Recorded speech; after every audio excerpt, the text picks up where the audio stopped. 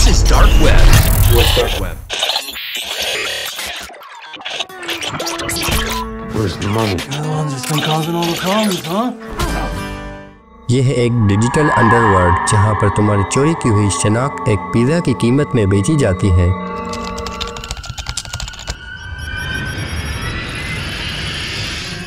जहाँ मुजरिम साए से अरबों डॉलर्स का बिजनेस चलाते हैं और उनके पास एक क्लिक है जो तुम्हारी हर चीज़ को तबाह कर सकता है।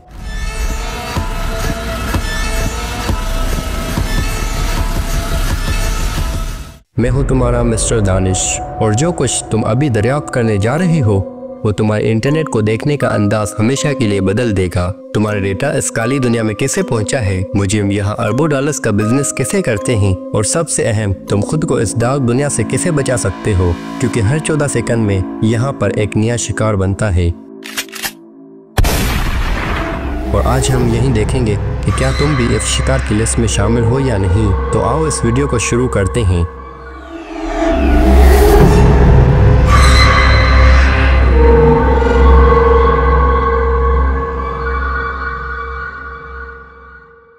सोचो, इंटरनेट एक बड़ा शहर है। जो चीज़ें हम रोज़ इस्तेमाल करते हैं जैसे फेसबुक, गूगल, इंस्टाग्राम, यूट्यूब, ये इस शहर के मेन सड़कें और बाज़ारें हैं। हर कोई यहाँ आ जा सकता है, यहाँ से खरीदारी कर सकता है, लेकिन हर बड़े शहर के नीचे कुछ छुपे हुए रास्ते होते हैं जैसे ड्रेनेज लाइन्स या खुफिया सुरंगें। आम लोग इन्हें सतह से खड़े होकर नहीं देख सकते। अगर इनको ये सब कुछ एक्सप्लोर करना है तो उन्हें मजीद गहराई में जाना पड़ेगा। डार्क वेब इंटरनेट की वही छुपी हुई अंडरग्राउंड सुरंग है जहाँ पर हर आम बंदा आ जा सकता है। अगर तुम गूगल, क्रोम या सफारी जैसे ब्राउज़र इस्तेमाल करते हो तो तुम सिर्फ इन्हीं सड़कों को देख सकते हो, गूगल, फेसबुक, यूट्यूब। लेकिन अगर तुम्हें मजीद गहराई में जाना है तो इन काली सुरंगों में उतरना होगा। डार्क वेब को एक्सप्लोर करना है तो तुम्हें एक खास किस्म की चाबी चाहिए होगी और उस चाबी का नाम है tor ब्राउज़र।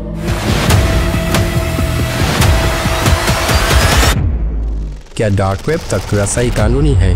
डार्क वेब को एक्सप्लोर करना कानूनी है, लेकिन इसके स्याह पहलुओं को छूना गैर कानूनी है। तुम्हें tor ब्राउज़र डाउनलोड करने या फिर ऑनियन साइट्स खोलने पर कोई पुलिस नहीं पकड़ सकती। असल में सहाफ़ी और एक्टिविस्ट भी tor ब्राउज़र का इस्तेमाल करते हैं ताकि वो अपनी मालूमात महफूज तरीके से शेयर कर सकें। लेकिन डार्क वेब का ज़्यादातर हिस्सा गैर कानूनी चीज़ों से भरा हुआ है जैसे हथियार, मंशियात, हैकिंग टूल्स, चोरी शुदा शनाख्ती कार्ड्स की मालूमात और कार्डिंग की मार्केट प्लेसेस।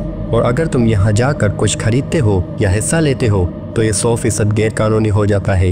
इसलिए मैं कभी भी ये नहीं कहूँगा कि तुम डार्क वेब को एक्सप्लोर करो, क्योंकि मसला ये है कि ज़्यादातर लोगों को पता ही नहीं होता कि कौन सी साइट महफूज है और कौन सी साइट उसकी ज़िंदगी बर्बाद कर सकती है। तो अगर तुम डार्क वेब एक्सप्लोर करने के बारे में सोच रहे हो तो यकीनी बनाओ कि तुम्हारे पास सही इल्म हो, वरना एक गलत क्लिक तुम्हें मुश्किल में डाल सकती है। एक लड़के ने कमेंट किया कि आखिर कोई खुफिया नेटवर्क क्यों बनाएगा जबकि हमारे पास पहले से ही गूगल, फेसबुक, इंस्टाग्राम और सब कुछ है। अच्छा सवाल है आपका। डार्क वेब असल में फौजी कम्युनिकेशन के लिए बनाई गई थी, क्योंकि व्हाट्सएप या नॉर्मल इंटरनेट पर बैठकर तुम न्यूक्लियर बम की प्लानिंग नहीं कर सकते। वहाँ तुम्हारी हर बात को स्पाई और ट्रेस किया जा सकता है। डार्क वेब इसीलिए डिज़ाइन की गई थी ताकि फौजी और सियासी कम्युनिकेशन को छुपाया जा सके, और दूसरा बड़ा मकसद था आज़ादी इज़हार राय को सपोर्ट करना। सोचो, अगर मैं इस दुनिया के राज मुसलसल ज़ाहिर करता हूँ, हुकूमत के कुछ ऐसे राज फाश करता हूँ जो कभी भी आवाम के सामने नहीं लाना चाहते, तो वो मुझे मार सकते हैं। आज के दौर में हर इंसान के पास इंटरनेट तो है, लेकिन किसी के पास आज़ादी इज़हार नहीं है। हमें हमेशा ये डर रहता है कि अगर मैंने ये राज ज़ाहिर किया तो मुझे खामोश कर दिया जाएगा, या फिर मुझे मारा जाएगा, या मुझे गायब कर दिया जाएगा। ये एक तल्ख हकीकत है। अब तुम एक लम्हे के लिए इंटरनेट की एक ऐसी दुनिया का तस्वर करो जहां तुम अपने ख्यालात, अपने कायद और अपने साथ हुई ज़्यादती को लोगों के साथ शेयर कर सकते हो, बगैर इस डर के कि तुम्हारे वीडियोस को सेंसर या डिलीट कर दिया जाएगा। ये एक ऐसी जगह होगी जहां तुम हर वो बात कर सकते हो जो तुम ज़िंदगी में करना चाहते थे लेकिन डर की वजह से नहीं कर सके। मुझे मालूम है ये सुनने में थोड़ा गैर हकीकी लगता है, लेकिन यही वो जगह है जिसे कहते हैं dark web. Okay, dark web में जाने से पहले हमें एक चीज़ करनी चाहिए, और ये कदम हर किसी के लिए है। परेशान न हो, कोई पेचीदा टूल नहीं है, बस एक quick dark web report check करेंगे। ये रिपोर्ट चेक करती है कि तुम्हारी ज़ाती मालूमात जैसे ईमेल एड्रेस, फ़ोन नंबर और दीगर तफसील कहीं डार्क वेब पर तो जाहिर नहीं हो रही। मतलब अगर तुम्हारी मालूमात डार्क वेब पर पहले से ही लीक हो चुकी है तो तुम्हें ये पता चल जाएगा। अपना गूगल अकाउंट खोलो, सिक्योरिटी पर क्लिक करो, नीचे स्क्रॉल करो और यहाँ है डार्क वेब रिपोर्ट। फिर हम टेस्ट चलाएंगे। यहाँ तुम देख सकते हो कि मेरा ईमेल एड्रेस और पासवर्ड पहले से ही डार्क वेब पर लीक हो चुका है और ये मेरा मेन गूगल अकाउंट है जिस चैनल पर तुम ये वीडियो देख रहे हो। तुम देख सकते हो कि एक रूसी हैकर मेरा पासवर्ड डिकोड करने की कोशिश कर रहा था और वो बिल्कुल सही तरीके से कोशिश कर रहा था। मेरा पासवर्ड था बेश फॉर यू और आगे 2 अल्फाज और थे।